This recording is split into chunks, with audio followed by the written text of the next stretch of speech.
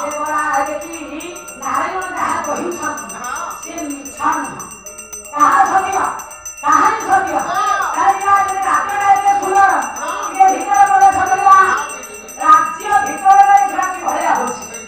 धीरे धीरे क्या राज सिंहासन निकट जाइछंती राजा नहुष